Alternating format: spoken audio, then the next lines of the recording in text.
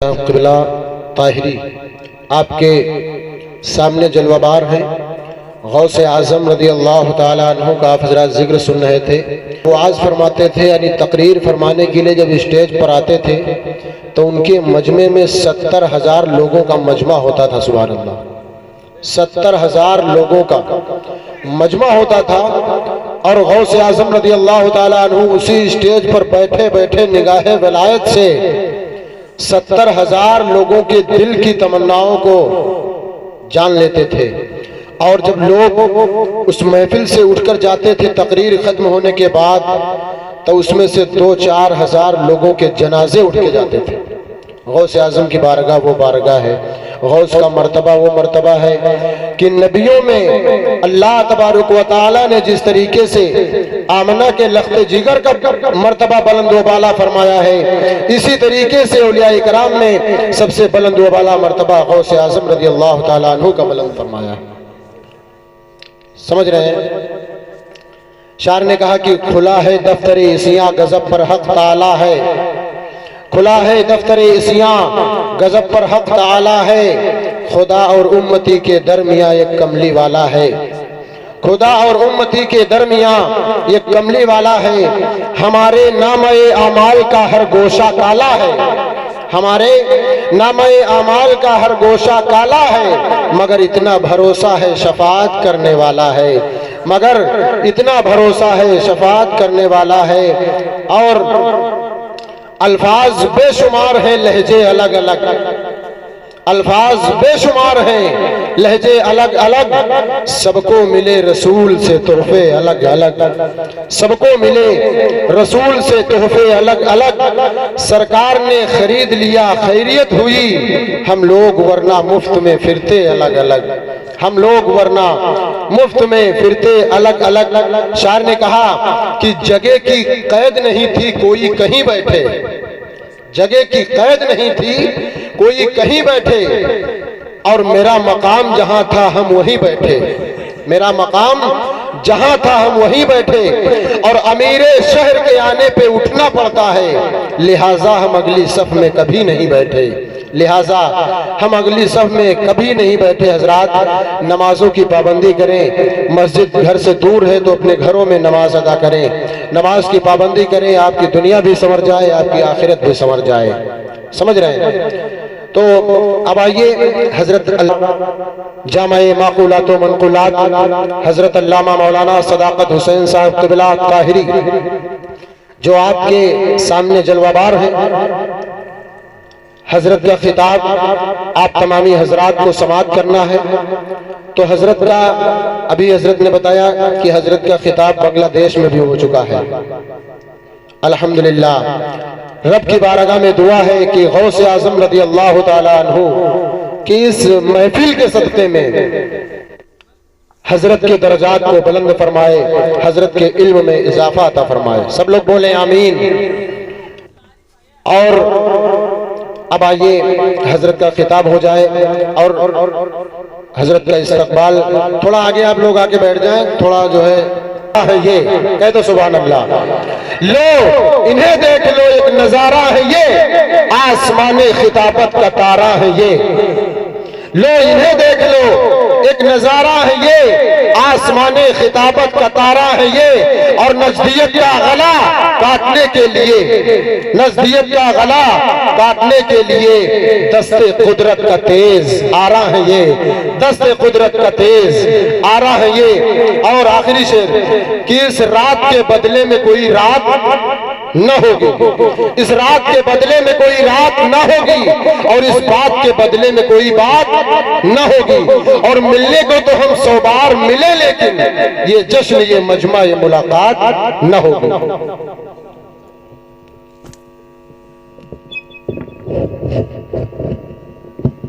سامعین و گرام المرتبہ حاضرین، منبر رسول پہ بیٹھے ہوئے علماء اہل سنت و برادر اکبر حضرت حافظ قاری مولانا محبوب رضا قادری سلم و حضرت حافظ قاری عبد المبین صاحب قبلہ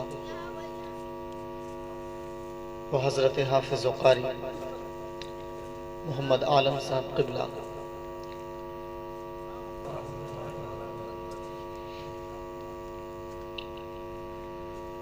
نحمدہ و نصلی علی رسولہ الکریم اما بعد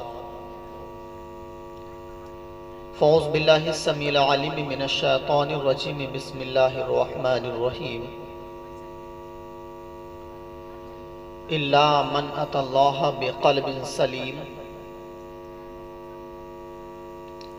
وازلفت الجنۃ للمتقین وبرزت الجحیم للغاوین صدق اللہ العظیم وصدق رسولہ النبی الامین المکین المعین الکریم ونحن علی ذلک لمن الشاہدین والشاکرین والحمد للہ رب العالمین۔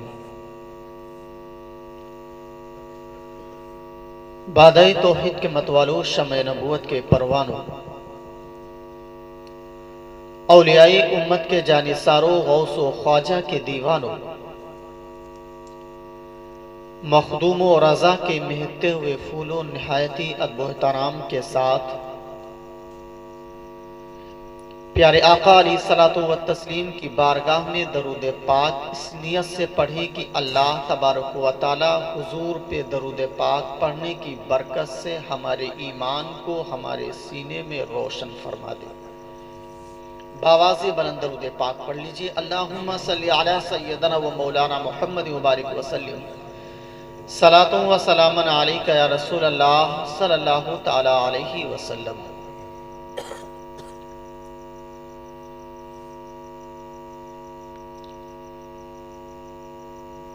جو دل سے شیدا ہو جائے سرکار غوث اعظم کا، جو دل سے شیدا ہو جائے سرکار غوث اعظم کا، اس کو بغداد سے خط آئے سرکار غوث اعظم کا، اور محشر میں لے کے نام اس کا وہ اپنے پاس بلائیں گے۔ محشر میں لے کے نام اس کا وہ اپنے پاس بلائیں گے، ہاں جس گھر میں لہرائے جھنڈا غوث اعظم کا۔ عزیزان محترم، قابل مبارکباد ہیں آپ سبھی لوگ، اور خصوصیت کے ساتھ ہمارے عزیز محترم محمد سردار صاحب، اور جن لوگوں نے یہاں پر یہ پروگرام رکھا ہے، اللہ تبارک و تعالی ان سبوں کے جائز ارمان کو اپنی بارگاہ میں مقبول فرما لے۔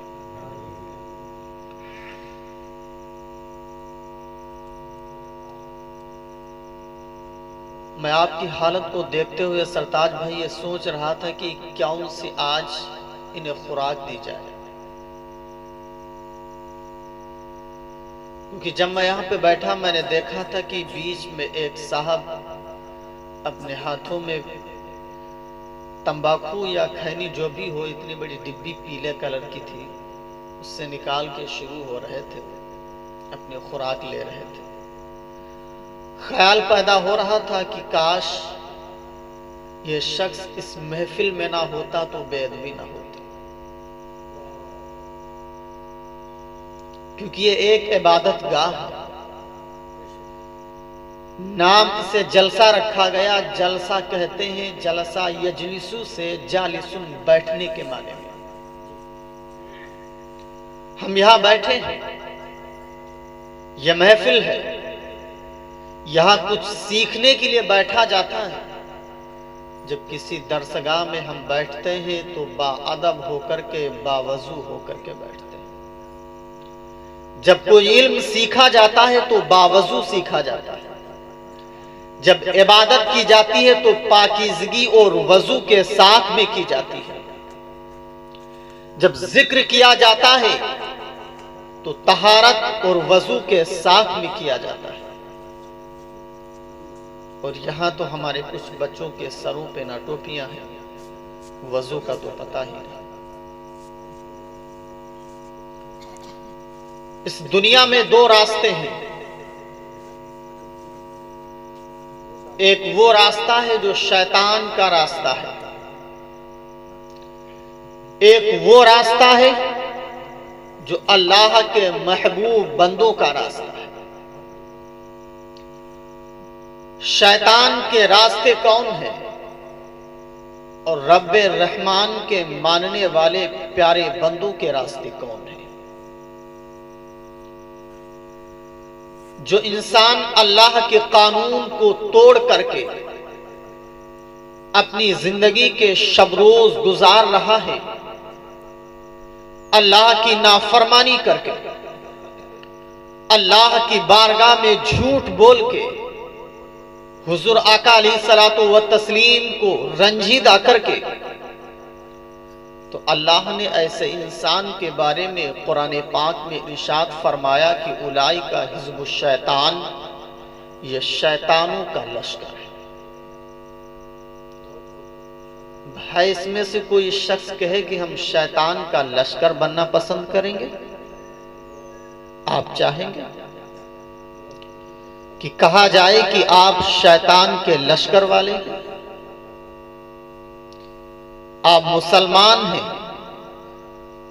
آپ نبی پاک علیہ الصلوۃ والتسلیم کا نام سن کر کے جھوم جاتے ہیں، کوئی آپ سے کہے آ کر کہ نہیں یہ تو شیطان کے لشکر کے لوگ بیٹھے ہیں،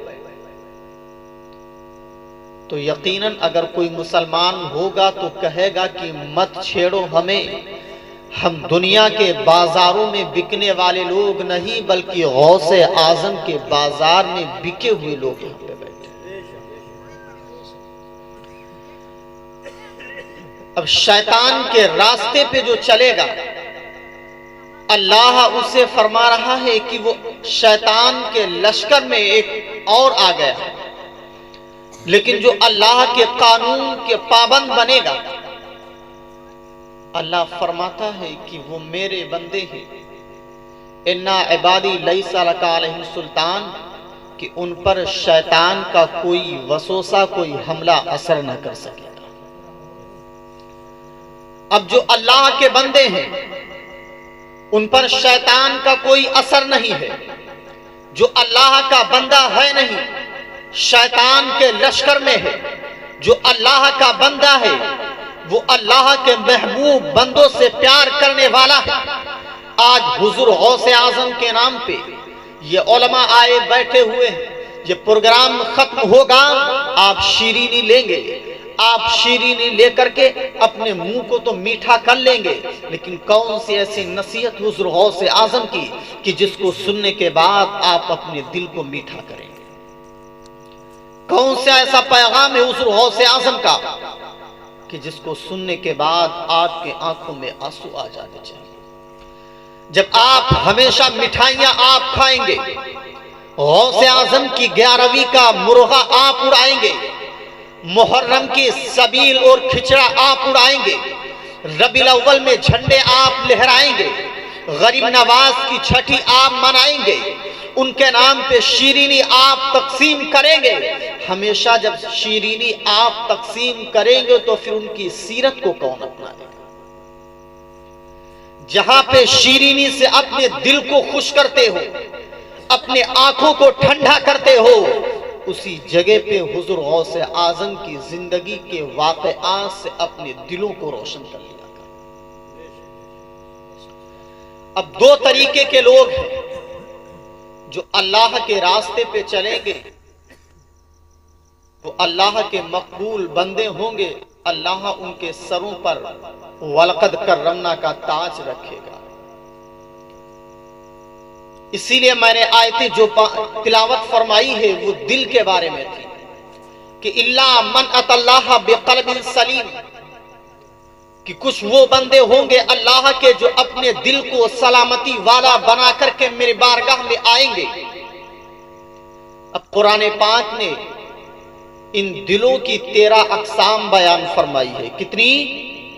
بولیے کتنی؟ 13.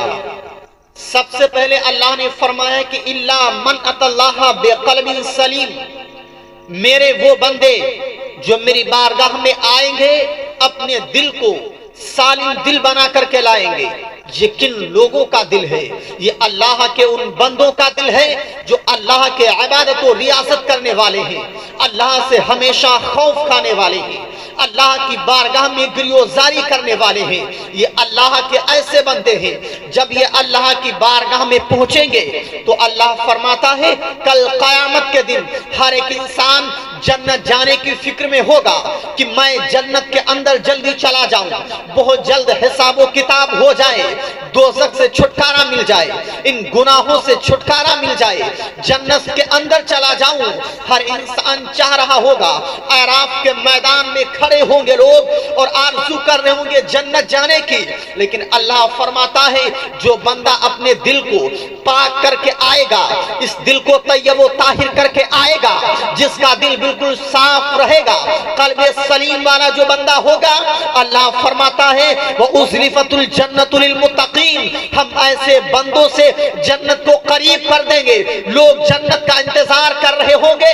اللہ کہہ رہا ہے نہیں، جو اللہ کی بارگاہ میں سلیم دل لے کر کے آئیں گے اللہ ان کے لیے جنت کو قریب کر دے گا، لیکن جن کے دل ناپاک ہوں گے، جن کے دل گندے ہوں گے، جن کے دلوں میں کینہ بھرا ہوگا، جن کے دل دنیا میں ناپاک ہوئے ہوں گے، اللہ ان کے لیے بھی فرماتا ہے کہ وَبُرِّزَتِ الْجَحِيمُ لِلْغَاوِينَ، ایسے لوگوں کو غاوین میں ڈال دیا جائے گا۔ اس دل کو پاک کیجیے، اس دل کو آئینے کی طرح صاف کیجیے، اس دل کو اچھا کیجیے۔ آج ہم کہاں ہیں؟ ہم نے کیا سیکھا حضور غوث اعظم کی زندگی سے؟ کیا ہمیں درس لینا چاہیے تھا؟ ابھی برادر اکبر نے جو حضور غوث اعظم کے والد محترم کا واقعہ سنایا تھا، اس پہ اور تھوڑی سی روشنی ڈال کر کے اسے ایک آپ کو پیغام دینا چاہ رہا ہوں کہ حضور غوث اعظم کے والد محترم نے جو ایک سیب کھایا تھا، ایک سیب ہے ہم اور آپ کی نظر میں، لیکن اس واقعے سے ہمیں کچھ سیکھ ملتی ہے، وہ کچھ پیغام دے رہے ہیں اس امت مسلمہ کو، وہ کچھ سکھانا چاہ رہے ہیں کہ ایک سیب کی معافی کے لیے کس طریقے سے انسان کا جب دل سلیم ہوگا کیسے بے قرار اٹھے گا، کیسے اس دل کے اندر انقلاب پیدا ہو جائے گا۔ وہ جناب حضرت ابو موسیٰ ہے جو ایک سیب کو دریا میں بہتے ہوئے کھایا ہے، بھوک کی شدت جو انہیں پریشان کر رہی تھی، ایک سیب کھانے کے بعد دل میں خیال پیدا ہوا کہ میں نے جو یہ سیب کھایا ہے یہ گناہ میں نے کیا ہے، جبکہ شریعت کی نظر میں وہ ایک سیب اپنی بھوک مٹانے کے لیے دریا میں جو بہتا ہوا کھایا تھا کوئی گناہ نہیں تھا، یہ ان کی نظر میں تقوی کی نظر میں گناہ تھا، یہ ان کی طہارت کی نظر میں گناہ تھا، کیونکہ دل کو سلیم بنانا تھا۔ اس لیے دل نے کہا کہ اے ابو صالح، یہ جو تم نے سیب کھا لیا ہے یہ گناہ تم نے کر دیا ہے، اب سیب کی معافی کرو، ورنہ کل باغ کے مالک نے، اس سیب کے مالک نے رب کی بارگاہ میں اگر مقدمہ دائر کر دیا اور کہا کہ جناب موسیٰ نے میرے باغ کا ایک سیب کھایا ہے، اگر رب کی بارگاہ میں مجرم ہو کر کے کھڑا ہونا پڑے گا تو کیا جواب دو گے؟ اے ابو موسیٰ، یہ دل کہہ رہا ہے، دل کا مفتی فتویٰ دے رہا ہے، فتوے کو قبول کیا ہے، چلے ہیں اس فتوے کا جواب لینے کے لیے کہ چلو اس پریشانی سے بچنے کے لیے ہم نکلتے ہیں یہاں سے، کیونکہ دل کہہ رہا ہے کہ اس کی معافی ہونی چاہیے۔ اللہ کی بارگاہ میں کھڑے ہونے کا خوف انہیں ہے، اللہ کی بارگاہ میں جانے کا خوف ہے کہ اگر گناہوں میں ڈوب کر کے گیا میں اپنے رب کو کیا جواب دوں گا، میں اپنے رب کے سامنے کیسے حاضر ہوں گا۔ ایک سیب صرف کھایا ہے، جبکہ شریعت کی کوئی حد اس پہ قائم نہیں ہو رہی ہے، شریعت کوئی حد جاری نہیں کر رہی ہے، لیکن دل میں خوف پیدا ہے کہ اگر اسی ایک سیب کی وجہ سے میری گرفت کر لی گئی تو میرا کیا ہوگا۔ اب پہنچتے ہیں دریا کے کنارے، دیکھا کہ ایک باغ نظر آیا ہے، اب باغ کی کچھ شاخیں جو پیڑوں کی دریا میں بالکل ملی ہوئی ہے، سیب ان سے گر رہے ہیں۔ ہیں، پہنچتے ہیں باغ کے مالک کے پاس اور کہتے ہیں کہ آپ کے دریا سے بہتا ہوا سیب گیا تھا، میں نے اس ایک سیب کو کھایا ہے، میں اس سیب کی معافی کے لیے آپ کے پاس آیا ہوں، آپ اس خطا کو معاف کر دیجئے۔ وہ بزرگ فرماتے ہیں دیکھتے ہیں کہ اس نوجوانی کے عالم میں اور ایسے دور میں ایک بندہ آیا ہے جو ایک سیب کی معافی چاہ رہا ہے، ایک سیب کو معاف کرانا چاہ رہے ہیں، ایک سیب کے لیے جو مجھ سے کہہ رہا ہے کہ میں نے آپ کے باغ کا ایک سیب کھایا ہے، ایک سیب کی معافی کے لیے کہہ رہے معاف کر دو۔ اب وہ بزرگ بھی جان رہے ہیں ولی را ولی میشناس، ایک ولی کو پہچان رہا ہے، وہ سوچتے ہیں کہ انہیں تربیت اور دی جائے، ان کے دل کو اور پاک کیا جائے تاکہ یہ ولایت کے مقام پہ پہنچ جائیں گے۔ اب جناب ابو صالح سے وہ کہتے ہیں، جناب موسیٰ سے کہہ رہے ہیں کہ اے بیٹے تم باغ کا میرے ایک سیب تم نے کھایا ہے، اگر چاہتے ہو کہ میں اس کی معافی تمہیں دے دوں تو میرے باغ کی، حضرت نے بتایا تھا کہ 6 سال تک اس باغ کی رکھوالی کرنی ہوگی۔ اب اندازہ کیجئے ایک سیب کھایا ہے، اگر 1 سال باغ کی رکھوالی وہ کرتے ہزاروں سیب اس باغ کے اندر پیدا ہوتے، لیکن نہیں، 6 سال کہا ہے، اگر 12 سال بھی کہا ہوتا، 20 سال بھی کہا ہوتا تو جناب ابو موسیٰ کہتے ہاں مجھے قبول ہے، کیونکہ ان کے نزدیک وہ جان رہے تھے کہ قیامت کا ایک دن دنیا کے 50,000 سالوں کے برابر ہوگا۔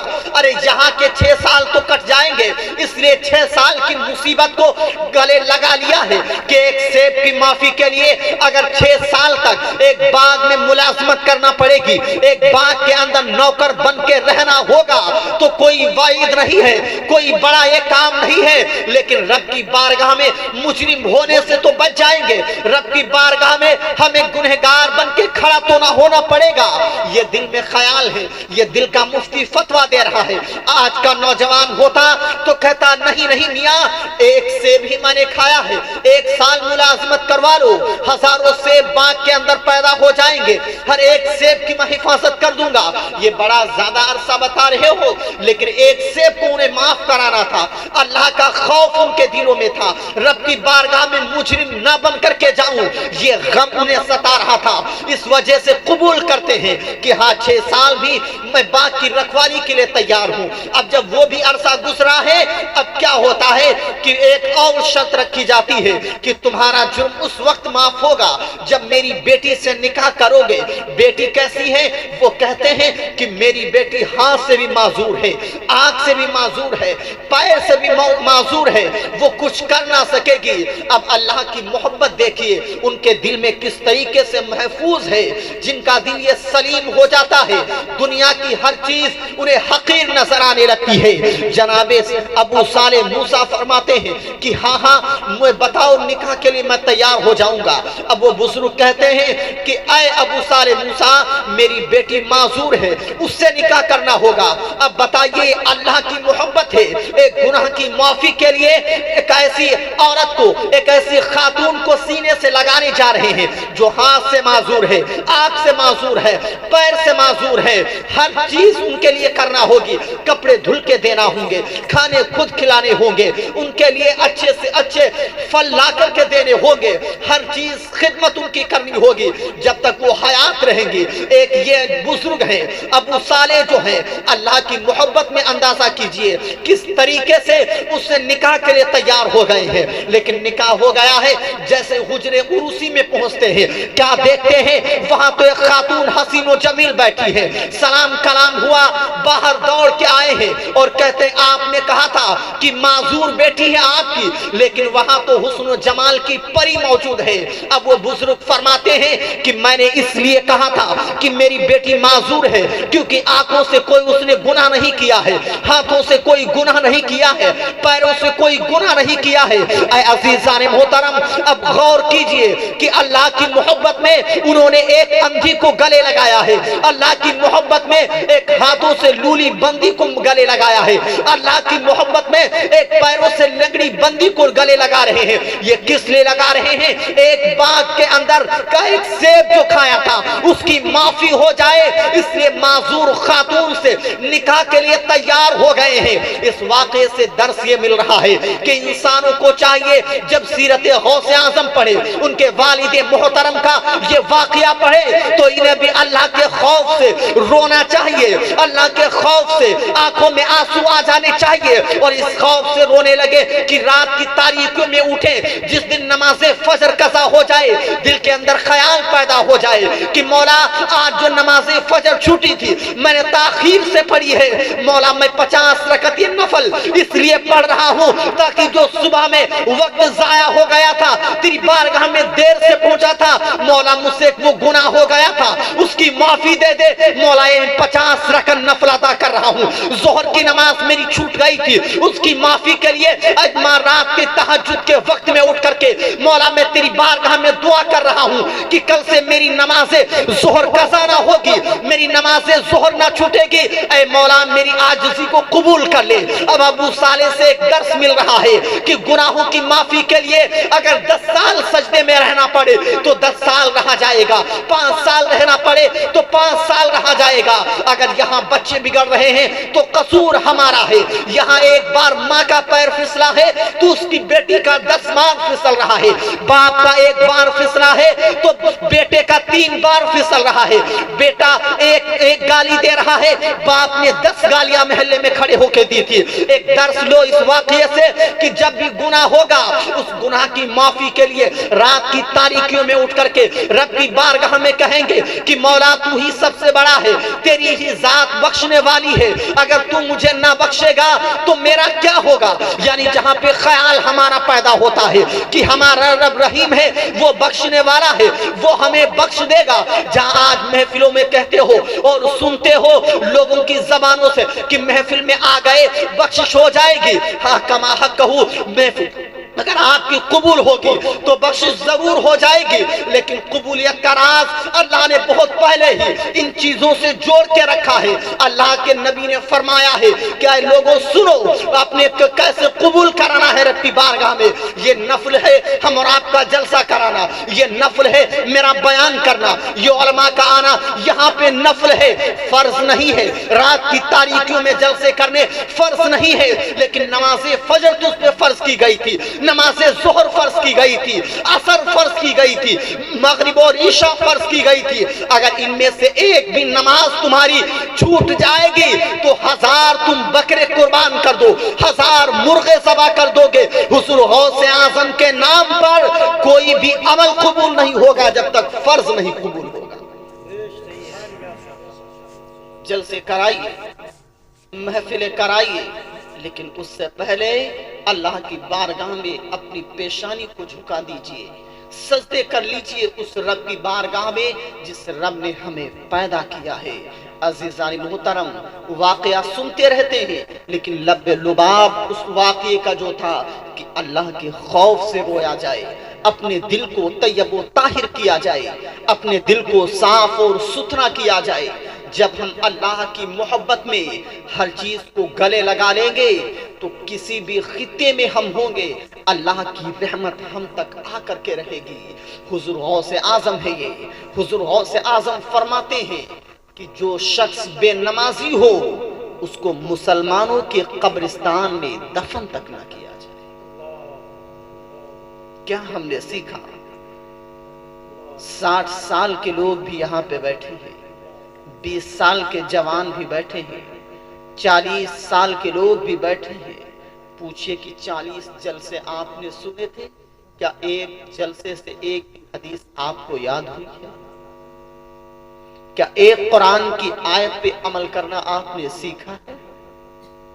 کیا حضور غوث اعظم کا کوئی فرمان آپ کے دل میں جگہ بنایا ہے؟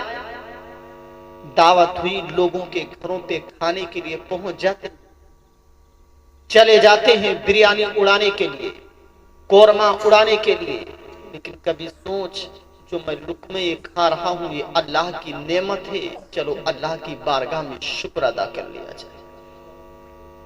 یہ زمین کو دیکھتے ہو، اس زمین کو دیکھ کر کے اللہ کا شکر ادا کرو کہ اللہ نے تمہارے لیے اس زمین کو زرخیز بنا دیا کہ اس سے ہم اپنی تمام ضروریات پیدا کرتے ہیں۔ ان چیزوں کو دیکھ کر کے انسان کو چاہیے تھا کہ اللہ کا شکر گزار بندہ بن جائے۔ آج ہم نہ تو جھوٹ سے بچتے ہیں، نہ اپنے بچوں کو علم حاصل کرا رہے ہیں کہ ہمارا بچہ اچھائی اور برائی میں فرق پیدا کر سکے، کیونکہ فرق ہم نے نہیں پیدا کیا ہے۔ لیکن آؤ دیکھتے ہیں، حضور غوث اعظم رضی اللہ تعالیٰ عنہ کی بارگاہ میں چلتے ہیں، سیکھتے ہیں کہ علم اتنا کیوں ضروری ہے۔ جب حضور غوث اعظم صحرا میں جا رہے ہیں، آوازیں آتی ہیں، اے عبد القادر علم حاصل کرو، علم حاصل کرو۔ یہ علم حاصل کرنے کے لیے کیوں کہا جا رہا ہے؟ آج دنیا کیوں کہہ رہی ہے knowledge is power, knowledge is light? علم ترقی کا نام ہے، علم اجالے کا نام ہے۔ کیوں لوگ کہہ رہے ہیں؟ آج کیوں شکشا کا ابھیان چلایا جا رہا ہے؟ کیوں دیواروں پہ لکھا جاتا ہے؟ کیوں بسوں میں شیشے پہ لکھا جاتا ہے کہ شکشا حاصل کرو، یعنی شکشت انسان کو ہونا ہے؟ کیوں یہ پیغام دیا جا رہا ہے کہ آج؟ لیکن آؤ اسلام کے ماننے والے، حضور غوث اعظم کی محبت میں چند لوگ جو بیٹھے ہیں، سنو سنو، یہ کون سا پیغام ہے؟ ارے یہ وہ پیغام ہے جو حضور غوث اعظم کو دیا جا رہا ہے، اور کہا جا رہا ہے کہ اے عبد القادر جاؤ بغداد علم حاصل کرو۔ اب بغداد علم حاصل کرنے کے لیے کہا جا رہا ہے۔ اب حضور غوث اعظم کی زندگی کو دیکھو، اور آج کے جاہل پیر جو گاؤں گاؤں دیہات دیہات میں چکر لگاتے پھر رہے ہیں، ان کی زندگی کو دیکھو، جو کہتے ہیں ہمیں علم کی کیا ضرورت ہے، نماز فرائض کی فرض نماز کی مسجد میں ہم کیوں ادا کریں؟ کہتے ہیں ہم کعبے میں نماز پڑھتے ہیں، مدینہ میں نماز پڑھتے ہیں۔ ارے اگر تم مدینہ اور مکہ میں نماز کے اتنے پابند ہو، پھر مریدوں کے گھر پہ کھانے کیوں کھاتے ہو؟ مکہ اور مدینہ کا کھانا بھی تو یہاں سے وہاں کا بہتر ہے، وہاں کے لقمے یہاں سے زیادہ برکت والے ہیں، وہاں کھانا بھی کیوں نہیں کھا لیتے ہو؟ کیوں لوگوں کو گمراہ کرتے ہو کہ ہم خانہ کعبہ میں نماز پڑھتے ہیں یا مسجد نبوی میں پڑھتے ہیں؟ ارے جب تم مسجد نبوی میں نماز ادا کر سکتے ہو تو مصطفیٰ جان رحمت کے دسترخوان پہ وہاں کھانا کیوں نہیں کھا لیتے ہو؟ کیوں یہاں اپنے مریدوں کو پریشان کرتے ہو؟ کیوں ان سے مرغے اور بکرے کٹوا رہے ہو؟ کیوں ان سے نذرانے لے رہے ہو؟ دربار مصطفیٰ سے بھیک لے کر کے کیوں نہیں آ جاتے ہیں؟ جن کے بارے میں اعلیٰ حضرت فرما رہے ہو کہ چمک تجھ سے پاتے ہیں سب پانے والے، میرا دل بھی چمکا دے چمکانے والے۔ ارے اعلیٰ حضرت کا عشق تھا جو آج کے جاہل پیروں کو جواب اپنے قلم سے دیا تھا، اور کہہ رہے تھے اعلیٰ حضرت ہر ایک دور کے ان تمام تر جاہل پیروں کے لیے اعلیٰ حضرت نے ایک ہی شعر لکھ کر کے جواب دے دیا کہ چمک تجھ سے پاتے ہیں سب پانے والے، میرا دل بھی چمکا دے چمکانے والے، اور برستا نہیں دیکھ کر ابر رحمت ہم بدوں پر بھی برسا دے برسانے والے۔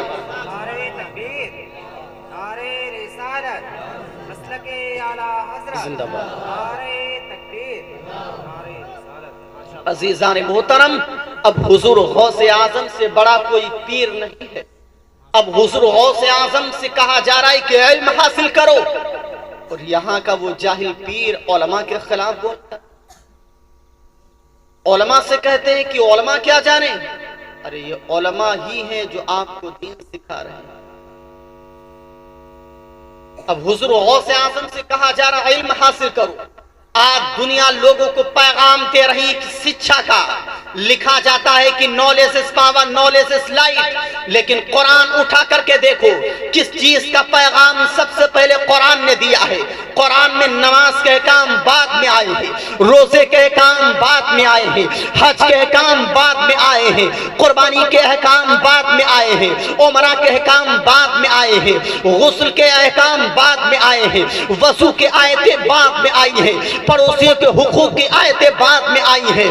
ایک دوسرے کے ساتھ کیسے بات کرنی ہے کام بعد میں آئے ہیں، اسلام میں کیسے پورے داخل ہو گئے یہ کام بعد میں آئے ہیں، اللہ کو کیسے ماننا ہے یہ کام بعد میں آئے ہیں، رسول پاک کی کیسے اطاعت کرنی ہے یہ کام بعد میں آئے ہیں، رسول پاک کو رائنا نہ کہہ کر پکارنا یہ حکم بعد میں نازل ہوا ہے، تمام قرآن کے احکام بعد میں ہم کو دیے گئے ہیں، جتنا بھی ہمارا دین ہے وہ سب سے بعد میں دیا گیا ہے۔